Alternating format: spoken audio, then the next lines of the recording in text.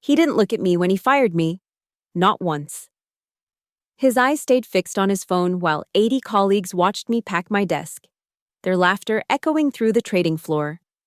But when that final click froze the $1.8 billion investment he'd staked his entire reputation on, every eye in the boardroom turned to me. And this time, they heard every word I had to say. My name is Sienna Caldwell. And until 3 hours ago, I was the head of internal audit at Darion Global Capital. 34 years old, 12 years in finance, and a reputation for finding discrepancies others preferred to overlook. That reputation is what got me fired today. Publicly, humiliatingly, and in front of everyone who once respected me. The morning had started like any other. Coffee at 6:30, markets opening at 7, and my team assembled in conference room A by 8. We'd spent 6 weeks dissecting the quarterly reports. And what we'd found wasn't just concerning, it was catastrophic. $600 million shuffled through 17 shell companies, each registered in different jurisdictions, each with documentation that looked legitimate until you started connecting the dots. I'd triple-checked everything, had my senior analyst verify independently, even brought in an external consultant on my own dime to ensure I wasn't seeing patterns that didn't exist. But the money was gone, siphoned through a labyrinth of transactions that all traced back to one approval signature, Carter Ellison, Vice President of Operations and, more importantly, the CEO's son. The boardroom was packed when I walked in at 10 a.m. Quarterly review meetings always drew a crowd. Department heads, senior management, key investors dialing in from New York and London. I'd prepared a 40-slide presentation, each one building the case methodically, irrefutably. The first 15 slides went smoothly. Heads nodded, notes were taken. Then I reached slide 16. Unaccounted transfers, Q3 analysis. Carter's face changed. He'd been lounging in his chair, that practiced casualness he wore like armor. But now he sat forward. His father, CEO Marcus Ellison, glanced between us, his expression unreadable. These numbers, I continued, clicking to the next slide showing the shell company network, represent systematic redirection of investor funds. The pattern is deliberate, the trail intentionally obscured. But the evidence is conclusive. The room went silent. You could hear the air conditioning humming, someone's phone vibrating against the glass table. I clicked again. Account numbers, transfer dates, authorization codes. Ms. Caldwell. Carter's voice cut through the silence, smooth as whiskey and twice as dangerous. I think we've heard enough. There are 24 more slides documenting. I said enough. He stood, adjusting his Italian suit jacket with deliberate slowness. Ladies and gentlemen, I apologize for this display. It seems our head of audit has confused speculation with fact, personal grievance with professional duty. My mouth went dry. These are facts. Every transaction is documented. What's documented? He said, turning to address the room rather than me. Is your consistent overreach, your paranoid interpretations, and now, this unhinged accusation against senior leadership. He pulled out his phone, began typing. Security will escort you out. You can't be serious. I looked to Marcus, to the board members, to anyone. This is $600 million of investor money. This is slander, Carter interrupted. And it ends now. You're terminated, effective immediately. Your access is revoked. Your severance forfeited due to breach of confidentiality. And if you speak one word of these delusions outside this room, our legal team will bury you in litigation until your grandchildren are paying off the debt. 2 security guards appeared at the door, not the building security I knew by name, but outside contractors, the kind you hire when you want to make a statement. Clear out your desk, Carter said, finally looking at me. His eyes were cold, amused. You have 10 minutes. The walk to my office was the longest of my life.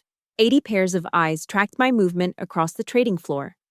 Someone had already spread the word. Phones were out, recording. I heard whispers, caught fragments. Accused Carter. Lost her mind. Career suicide. I packed methodically, 12 years reduced to a banker's box. My hands didn't shake. I wouldn't give them that satisfaction. But inside, my mind raced. The evidence was real. The money was gone. And I'd just been silenced in the most public way possible. As security marched me to the elevator, someone actually applauded. Others joined in, slow, mocking claps that followed me all the way to the lobby. The video would be on the company Slack within an hour. I knew. The woman who thought she could take down the Ellison dynasty, destroyed in 10 minutes. But as the elevator doors closed, my phone buzzed with an email notification. An automated reminder from a system that hadn't been updated yet. About a contract approval deadline.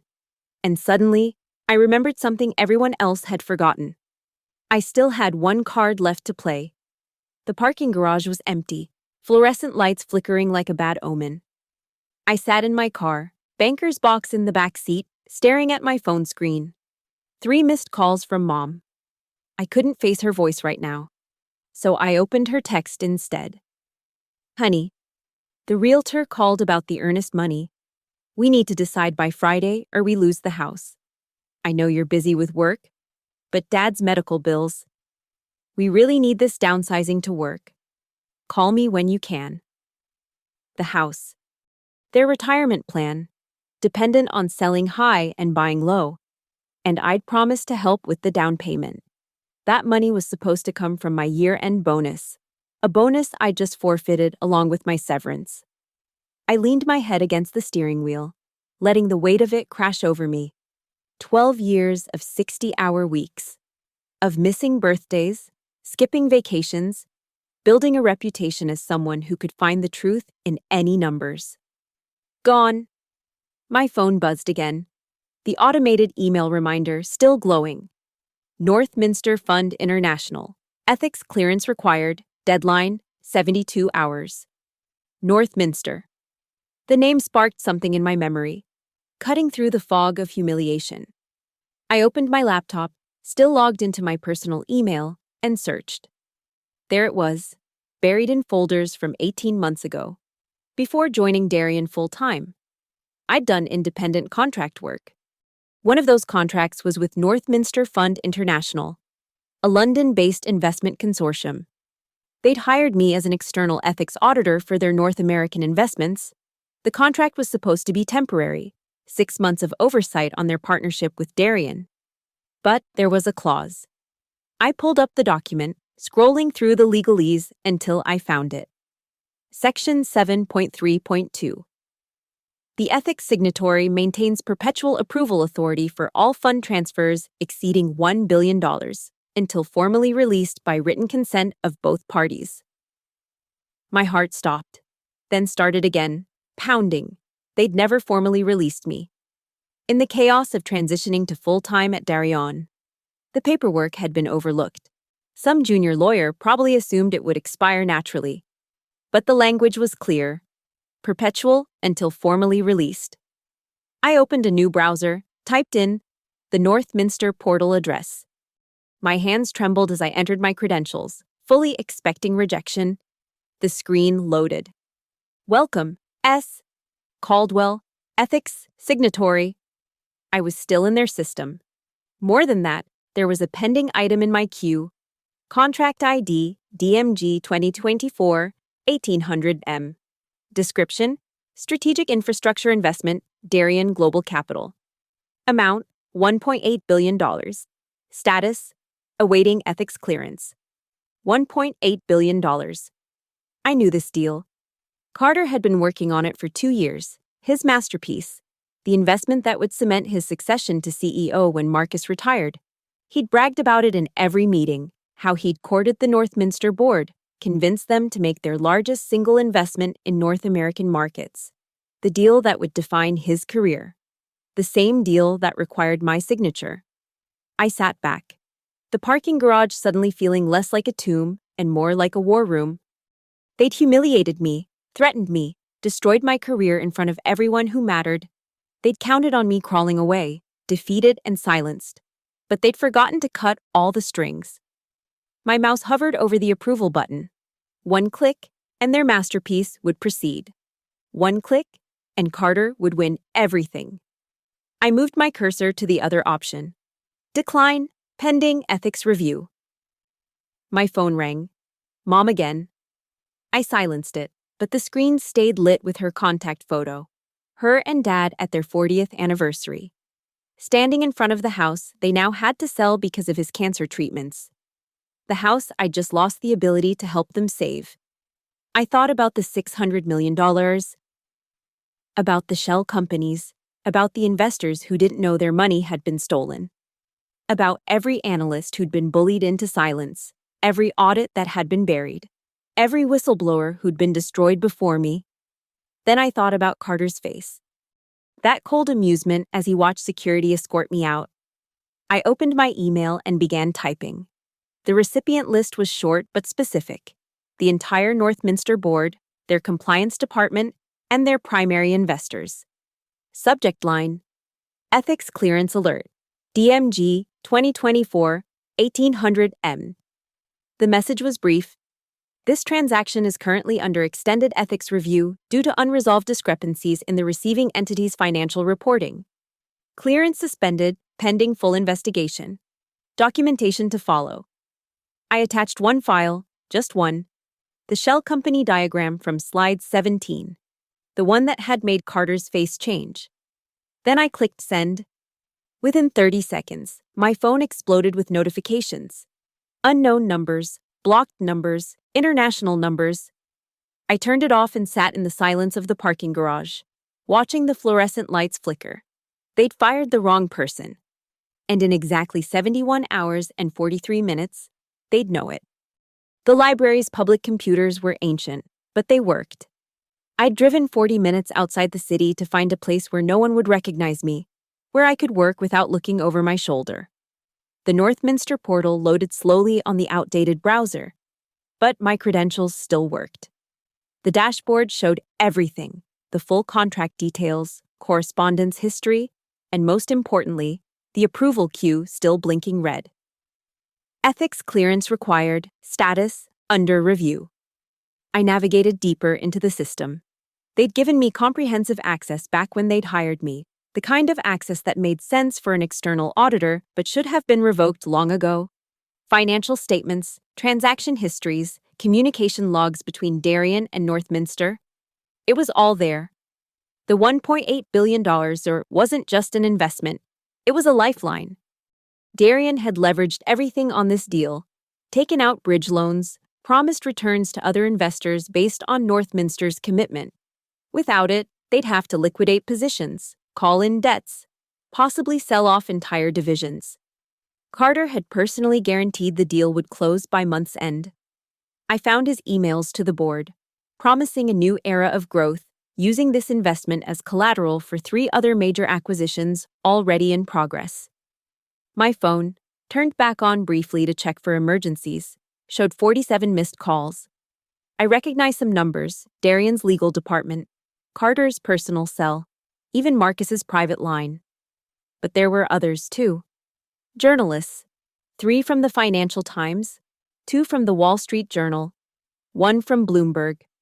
Word was spreading. I opened a new document and began typing. Not accusations or emotional appeals, but facts. Clean, simple, undeniable facts. Pending ethics clearance, preliminary findings. Discrepancy in reported assets. $600 million variance between claimed holdings and verified positions. Unauthorized subsidiary creation. 17 entities established without board approval. Pattern indicators suggesting systematic fund redirection. Incomplete disclosure of executive-level conflicts of interest. Each point linked to supporting documents I'd screenshot from the portal.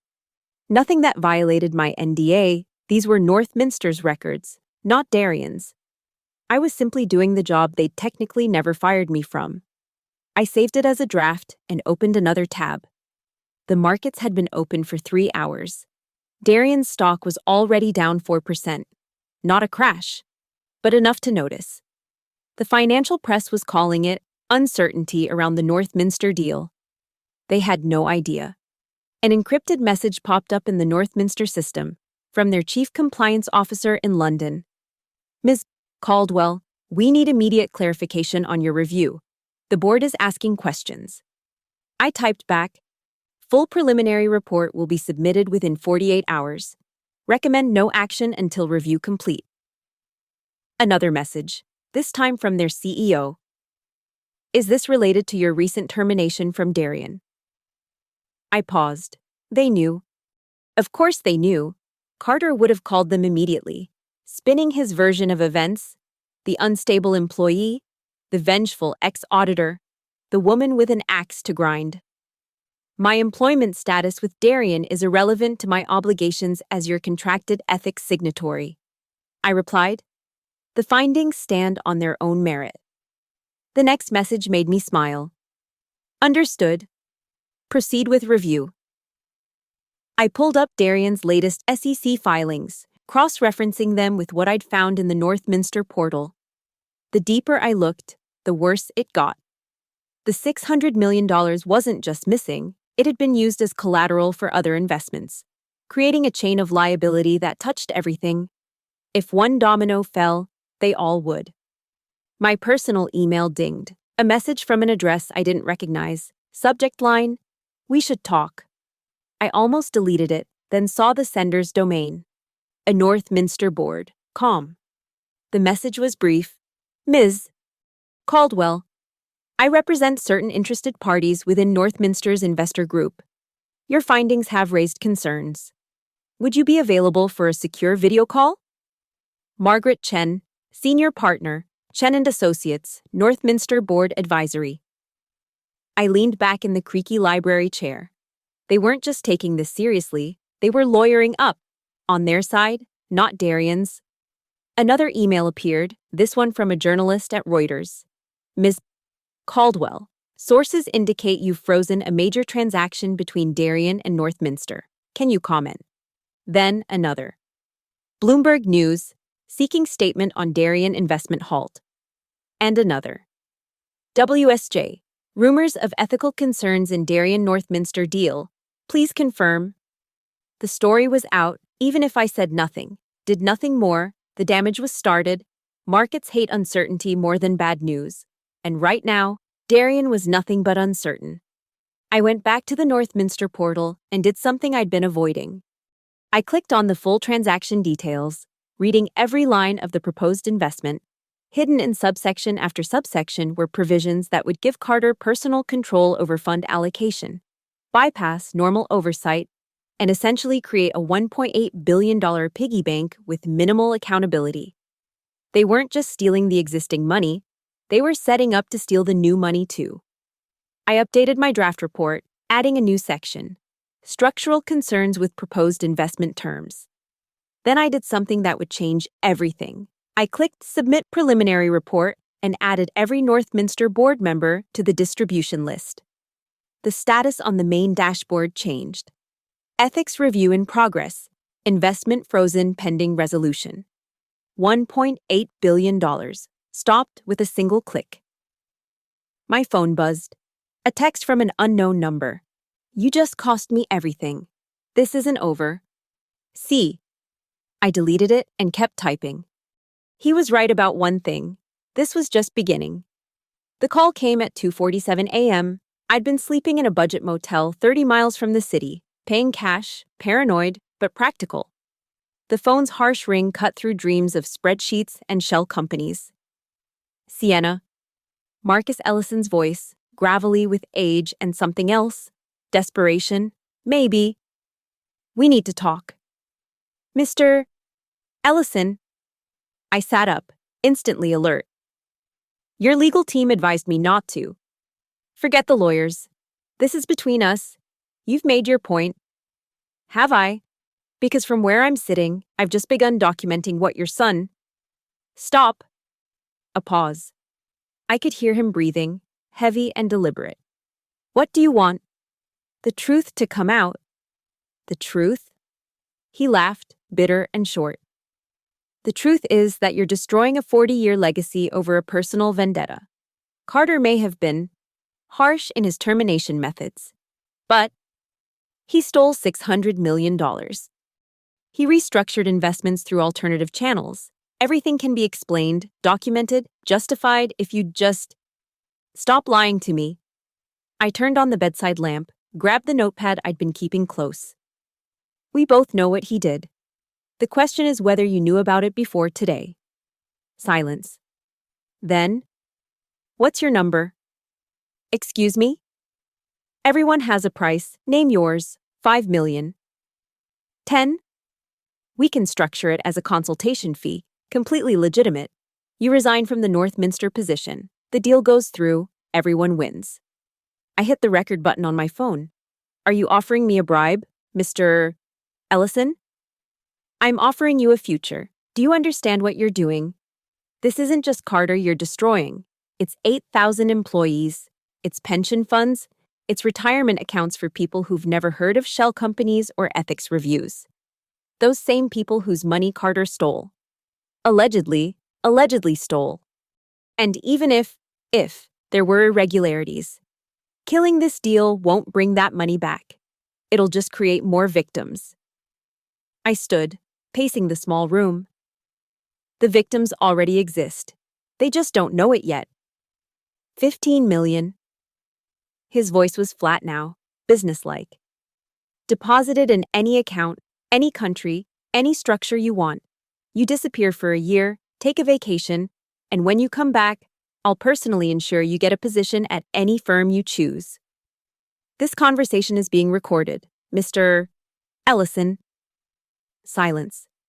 Then, you little. He caught himself. You think you're clever? You think you've won something? You're nobody. A glorified accountant who got lucky with a clerical oversight. When this is over, when the lawyers are done with you, you'll wish you'd taken my offer. Maybe, but it won't change the facts. Facts! He spat the word.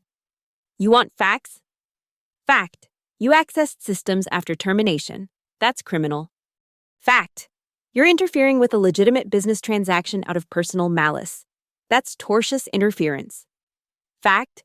You've defamed my son and my company without due process. That's slander and libel. Fact, I countered. I'm a contracted ethics signatory performing my fiduciary duty. Fact. Your son fired me from Darien, not from Northminster. Fact. Every document I've submitted comes from Northminster's own systems, which I have legal access to. You're playing with fire, little girl. I'm 34 years old, Mr. Ellison, and you're the one who's burning. He hung up, I saved the recording, uploaded it to 3 different cloud services, and emailed a copy to my personal lawyer, a friend from college who'd agreed to advise me pro bono. 5 minutes later, Carter called. You vindictive bitch. No preamble, just rage. Hello, Carter. Do you have any idea what you've done? The board is in emergency session. The stock's down 12% in after-hours trading. The Journal's running a front-page story tomorrow about the missing 600 million. About your psychotic breakdown. Yeah, that's the story. Disgruntled employee goes rogue, abuses ancient contract loophole to extract revenge. We've got 8 colleagues ready to testify about your erratic behavior, your obsession with finding problems that don't exist. 8 colleagues who still want to keep their jobs. You mean? You think you're untouchable because of this Northminster thing?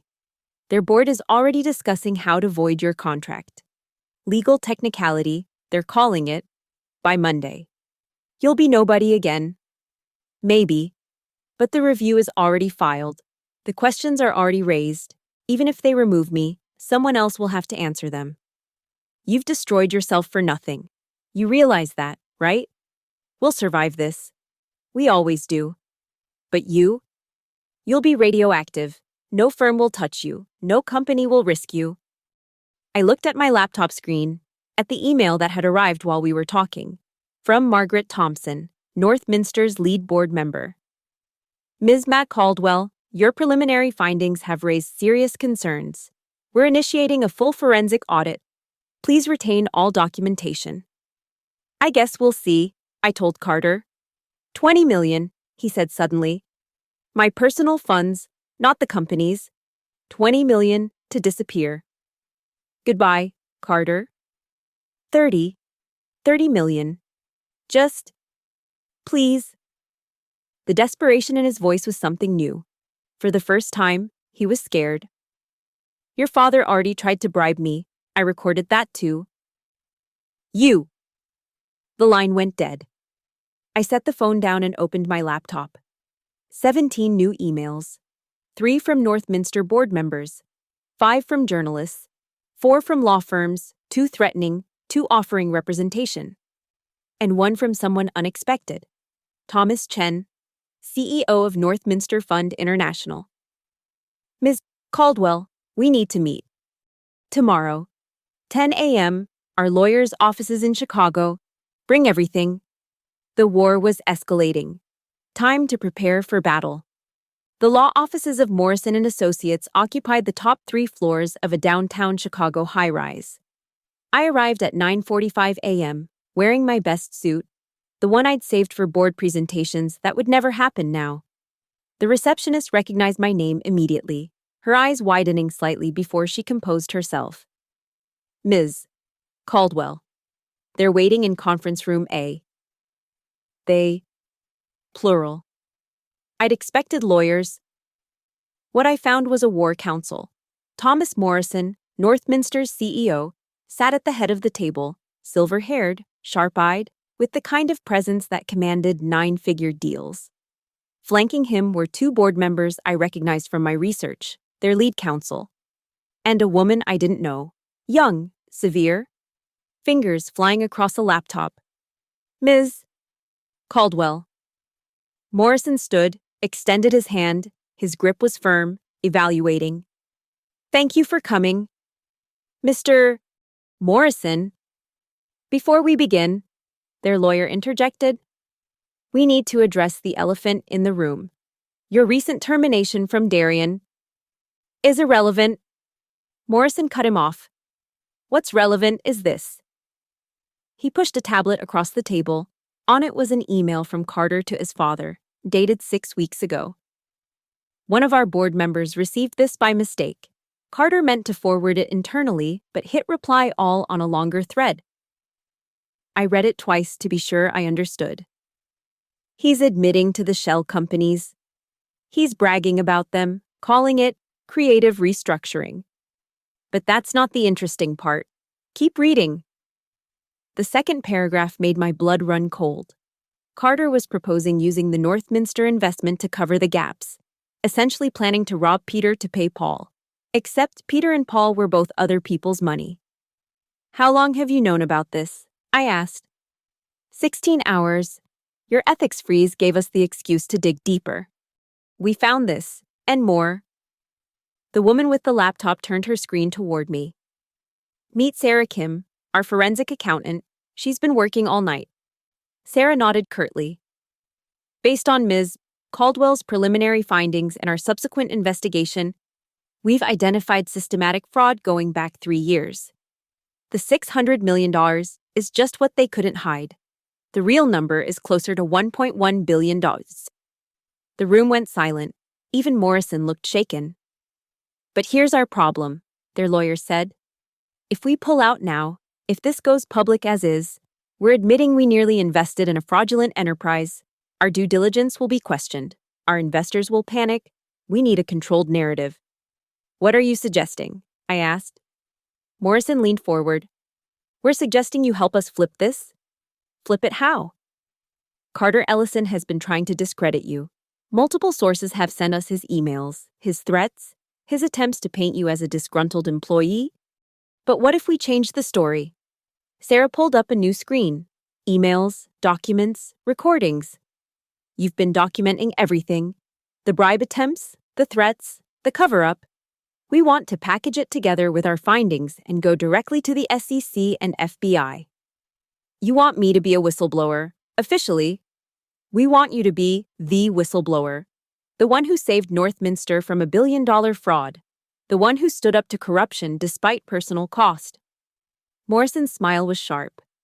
It's good PR for us, justice for you, and catastrophic for them. I thought about Carter's sneer, his father's threats, the 80 people who'd laughed as I was escorted out. What do you need from me? Everything, every document, Every recording, every piece of evidence you've gathered. We'll have our legal team ensure you're protected under whistleblower statutes. You'll be untouchable. And the $1.8 billion deal? Dead, officially terminated for cause at tomorrow's board meeting. But that's not all. Morrison stood, walked to the window overlooking the city. We're going to announce a new initiative, a $100 million fund for corporate accountability, headed by someone with proven integrity and courage, someone who's shown they'll do the right thing regardless of personal cost. I saw where this was going. You want to hire me? We want to put you in charge of vetting all our North American investments, full autonomy, reporting directly to the board, with the power to freeze any deal that doesn't pass ethical muster. That's a bribe of a different kind. That's a job offer, one that happens to align with our interests in not investing in fraudulent companies. He turned back to me. The salary is $750,000 annually, plus performance bonuses. And your first task would be overseeing the forensic audit of Darien. I thought about my parents' house, about the medical bills, about 12 years of my life given to a company that threw me away. I want something else. Name it. When this goes public, when the FBI arrests Carter and whoever else was involved, I want to be there, in the room. I want them to know I'm the one who brought them down. Morrison and his lawyer exchanged glances. That's unusual. So is firing someone for finding $600 million in fraud. Sarah spoke up for the first time in minutes. I like her. Morrison nodded slowly. Done. But first, we need those recordings, especially the bribery attempts. I pulled out my phone, connected it to their system, and started uploading. Marcus's voice filled the room. Everyone has a price. Name yours. Then Carter. 20 million. My personal funds. The lawyer was actually smiling now. This is beautiful, clear, unambiguous, recorded with their knowledge after you informed them. They knew? You told them.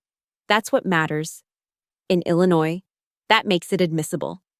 As the files transferred, my phone buzzed with a new email. Unknown sender.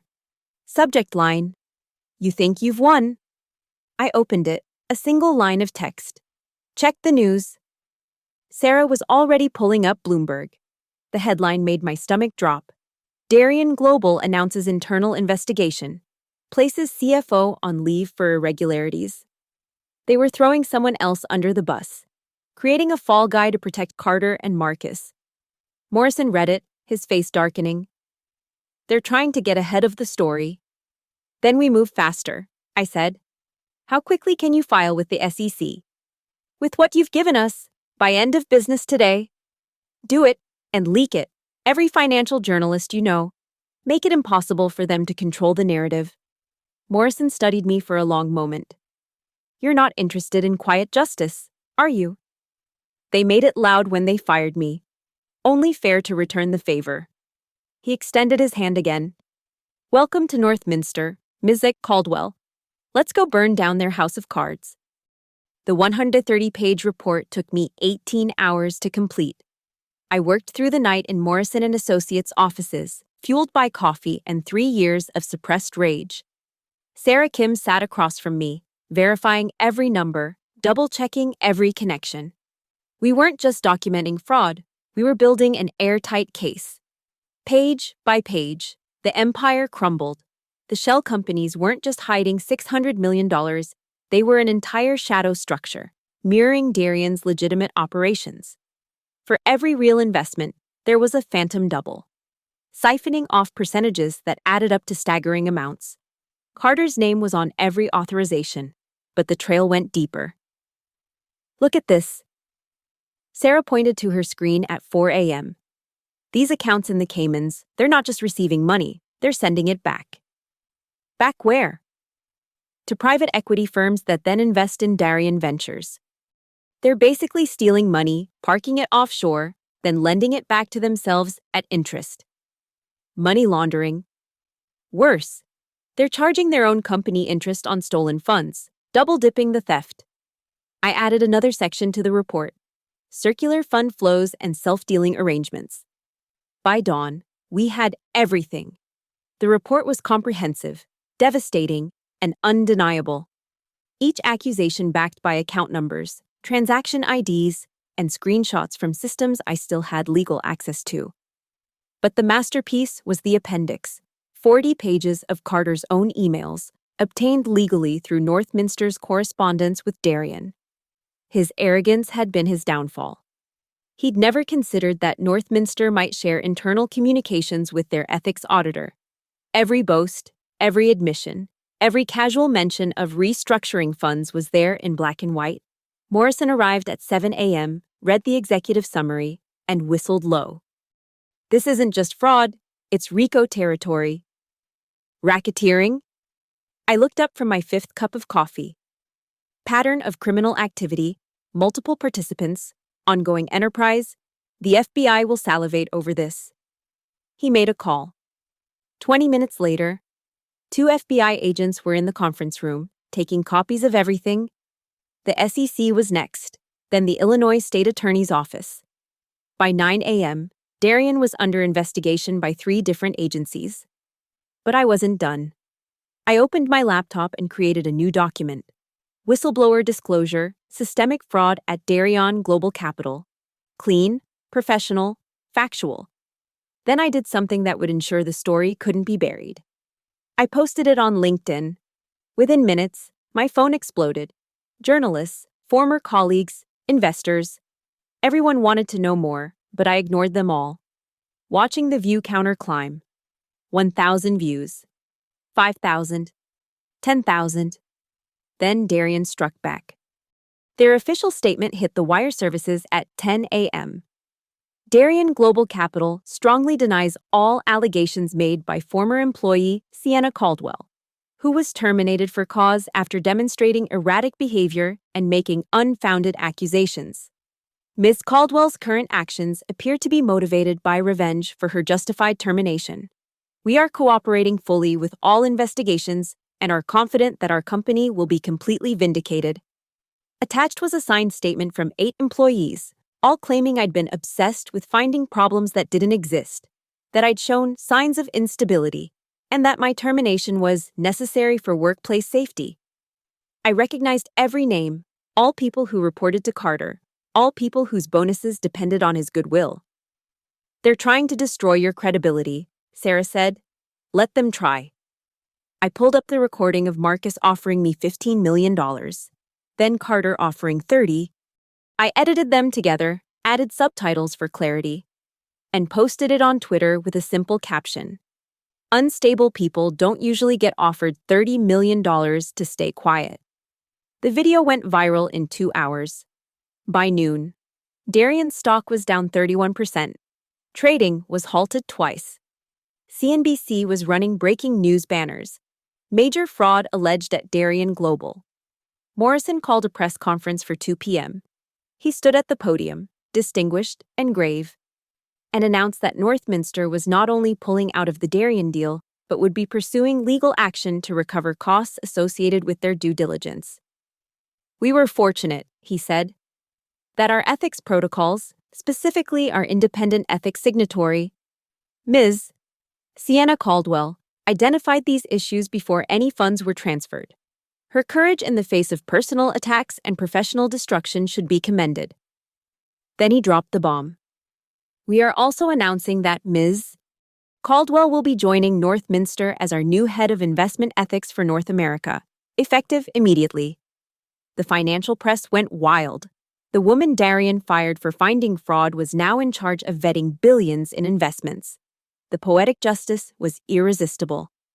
My phone rang, unknown number, but I recognized the voice immediately. You've destroyed everything, Marcus Ellison said, his voice raw. 40 years of building this company, gone. You destroyed it yourself when you let Carter steal from your investors. The FBI just arrested him, my son. They walked into his office with handcuffs. I said nothing. There was nothing to say. Are you happy now? Is this what you wanted? I wanted the truth. This is just consequence. He hung up. An hour later, the news broke that Marcus Ellison had resigned as CEO, effective immediately. The board had appointed an emergency committee to manage the crisis. By market close, Darien had lost 67% of its value. $3 billion in market cap evaporated. Sarah found me on the roof of the building, looking out at the city. The FBI wants to know if you'll testify. Of course. It'll be brutal. Their lawyers will tear into you. I thought about the humiliation of being fired, the laughter following me out, Carter's cold amusement. Then I thought about the $30 million bribe, the threats, the attempts to silence truth with money and power. Good, I said. I want them to try. The emergency board meeting was held virtually. But I was there in person, in Morrison & Associates' main conference room, watching the feeds from 12 different locations. Northminster's board had insisted I attend as their ethics signatory, the only person with authority to officially release the frozen funds.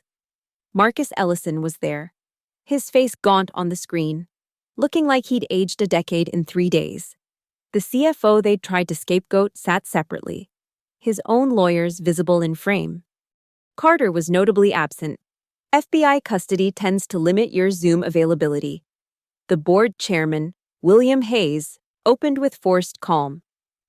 We're here to address the current crisis and determine a path forward for Darien Global Capital. Crisis?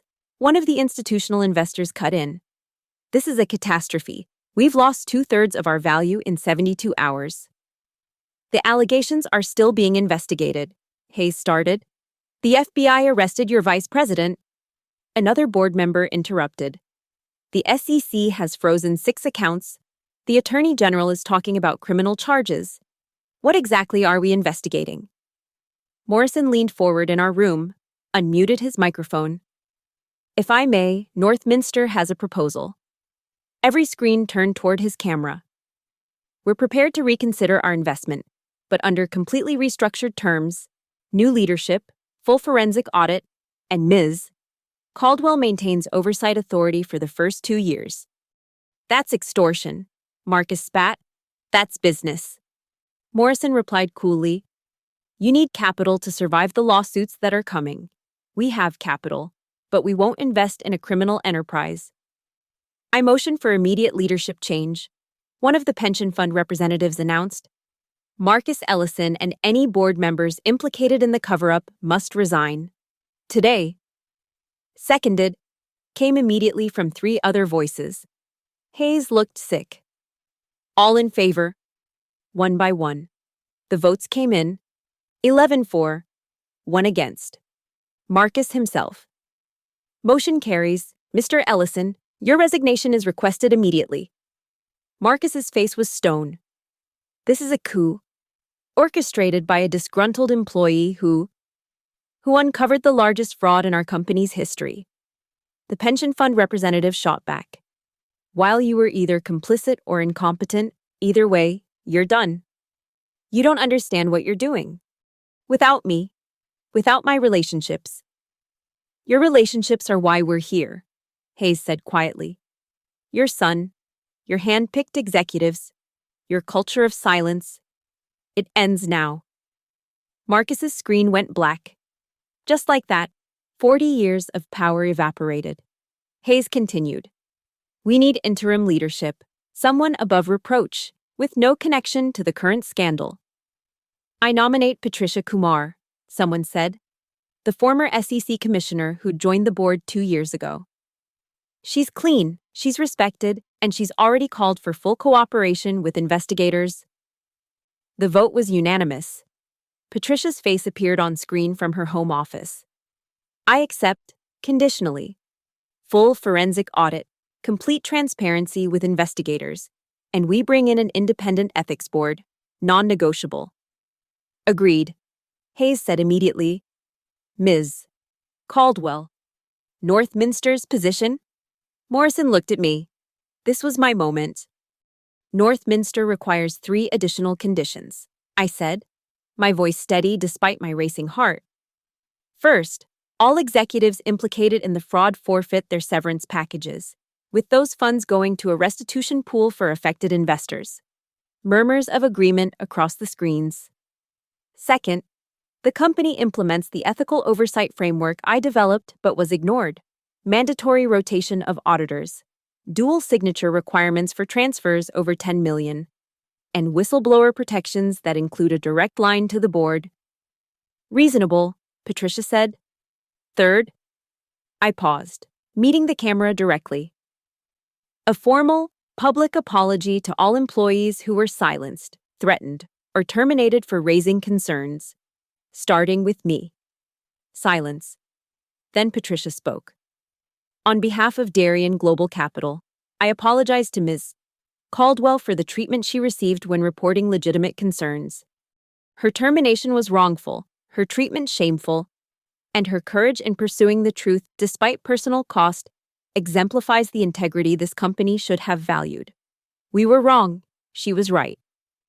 Furthermore, Patricia continued, we're establishing a $50 million fund for investigation and recovery of stolen assets, to be overseen jointly by our new ethics board and Northminster's representative. Ms. Caldwell, will you serve as independent administrator? I looked at Morrison. He nodded slightly. I will. Then I motioned to formally accept Northminster's revised investment proposal, subject to Ms. Caldwell's ethics approval. Patricia said. The vote was unanimous. I pulled up the Northminster system on my laptop.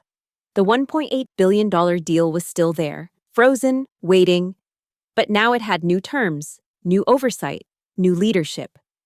I reviewed the amended documents Sarah had prepared, every protection we'd demanded in place. The ethics review is complete, I announced.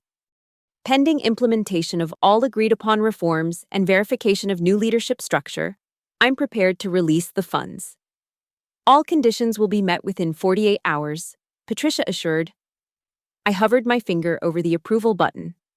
3 days ago, they'd laughed as security escorted me out. Now they waited for my permission to save their company. Ms. Caldwell? Hayes prompted. Approved, conditionally. Subject to verification of reforms.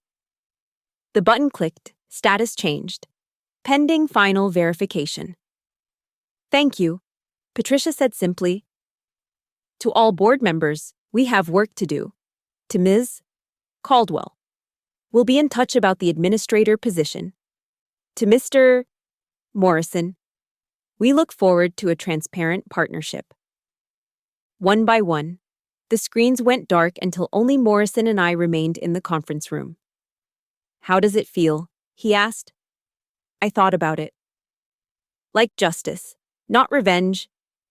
Justice. There's a difference? Revenge would have been letting them burn completely. Justice is making them rebuild correctly. My phone buzzed. A text from my mom. Saw the news. Your father and I are so proud. Also, the house? We can wait. You've got bigger things to handle. I smiled for the first time in days. No, Mom. I texted back. Some things are worth fighting for precisely because they're not big. They're just right. 6 months later, I stood in what used to be Carter's office. The nameplate on the door now read, Sienna Caldwell, Chief Ethics Officer, North American Operations. Not at Darien. That company no longer existed. Absorbed and restructured after bankruptcy proceedings. This was Northminster's new Chicago headquarters, built from Darien's ashes. The view was the same, 40 floors up, overlooking the city. But everything else had changed. Carter was serving 8 to 12 years in federal prison. The trial had been swift. My recordings, combined with the FBI's evidence, left no room for reasonable doubt. Marcus had avoided prosecution by cooperating fully. But his reputation was destroyed. Last I heard, he was living quietly in Florida. His fortune decimated by lawsuits. Patricia Kumar had done her best to save Darien, but the rot went too deep. When the full audit revealed over $2 billion in hidden losses, bankruptcy became inevitable. Northminster acquired the valuable assets, kept the innocent employees, and let the rest burn. My phone rang. Ms. Caldwell, the board meeting is starting. I walked into the conference room where I'd once been humiliated. The same table, the same chairs, but filled with different faces. Patricia was there, now heading Northminster's restructuring division, Sarah Kim, promoted to lead forensics, and at the head of the table, Morrison. First item, he began, the quarterly ethics review. I stood, pulled up my presentation. All investments passed screening, no red flags, no unusual patterns, no shell companies. Pause. It's almost boring how clean everything is. Boring is good, Morrison said. Boring means honest. After the meeting, I returned to my office to find a package on my desk. No return address, but I recognized the handwriting. Inside was a single sheet of paper and a cashier's check for $30 million. The note read, "You were right, I was wrong. This is the money I offered as a bribe, now given freely. Not to buy your silence, but to acknowledge your courage. Do with it what you will. Carter Ellison, FCI Otisville." I stared at the check for a long moment. Then I took a photo of it and the note, drafted a letter to the Securities Investor Protection Corporation, and included both. The money would go to the restitution fund for Darian's victims. Every penny. My assistant knocked. "Ms. Caldwell, there's someone here to see you." I expected a colleague, maybe a reporter. Instead, it was Marcus Ellison. He looked older, smaller somehow. The commanding presence that once filled boardrooms had diminished to something merely human. "Sienna." "Marcus." "I came to..." He paused, choosing words carefully. "To thank you?" "Thank me?" "You destroyed everything I built, but you saved me from destroying myself completely. If you hadn't stopped us, we'd have kept going. The fraud would have grown until the collapse took everyone with it, every employee, every investor, every retirement account tied to our success." He pulled out an envelope. "This isn't a bribe or a payment, it's information. 3 other firms are running the same schemes Carter pioneered. The details are all there." I took the envelope. "Why?" "Because someone needs to stop them, and you're the only one who will." He turned to leave, then paused at the door. "That day I fired you. Biggest mistake of my life. Not because of what it cost me, but because of what it revealed about who I'd become." After he left, I opened the envelope. 3 companies, detailed documentation, familiar patterns. The work wasn't done.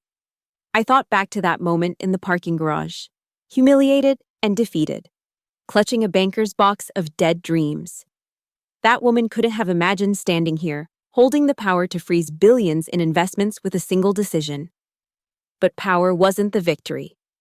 The victory was simpler. I'd told the truth when lying would have been profitable.